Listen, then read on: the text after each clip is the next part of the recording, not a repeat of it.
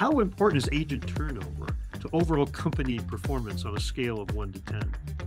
I'm not going to give it a 10. Let's see, it's an 8, and I'll tell you why. Time to efficacy is a huge thing that companies do not look at. Oh, great. We can hire a batch. We'll get them in training in 2 weeks, and then they'll hit the floor in 2 weeks.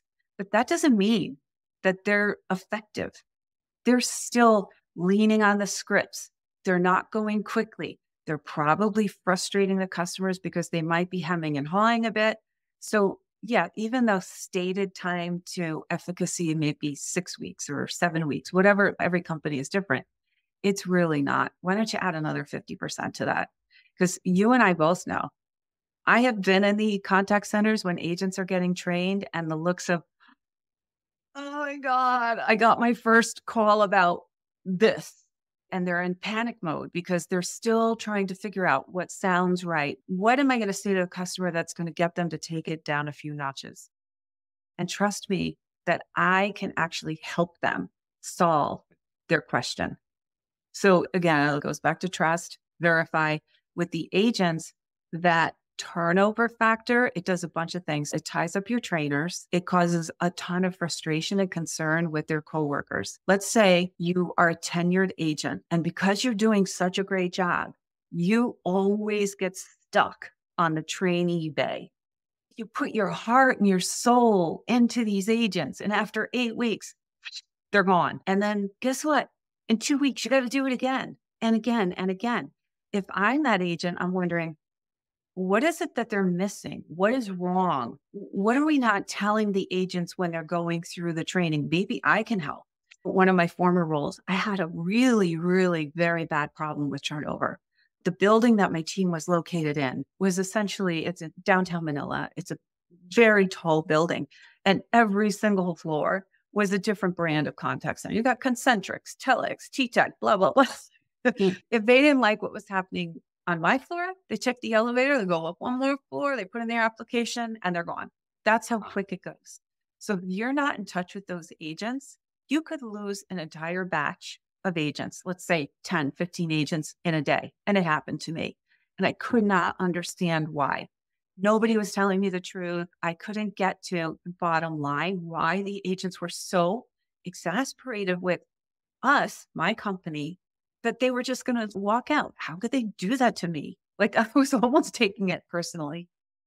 I started digging in, and I happened to be connected with a couple of them in a Facebook group or what. I don't remember what it was for. It was probably for Customer Service Week. We created this whole Facebook group of people who were going to work on it.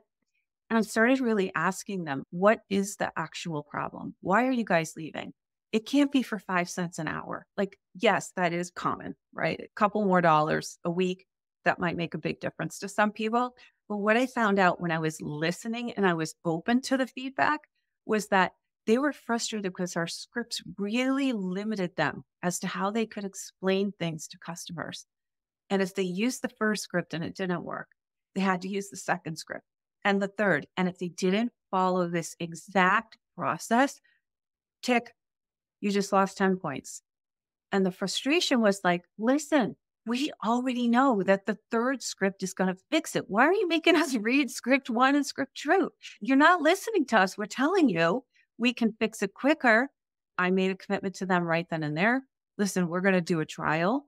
So we created this small team, 15 agents, and we let them completely go off script. If you know what the customer is asking and you know how to solve it, and you don't need to read script 1 and script 2 just to tick the box, yes, I did this, this, and this, go to script 3. I won't penalize you for that. And I will tell you one thing, I had 0 turnover on that team.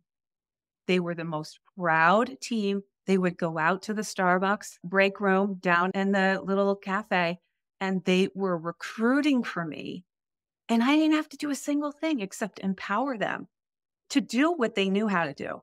So that for me was a huge lesson. Listen to your agents. They know where all the bodies are buried. They know all the tricks of the trade. They know how to calm an upset customer. They know how to get customers off the phone quickly when they know it's a dead end. They know how to wrap it up. Why am I going to penalize them for that? I shouldn't. That to me should be a successful interaction. Customer got what they needed. Customer went on their merry way. I just saved 4 minutes of our channel time. Bonus. So I try to always do that. I'm not perfect. You get wrapped up in things and sometimes you forget to listen.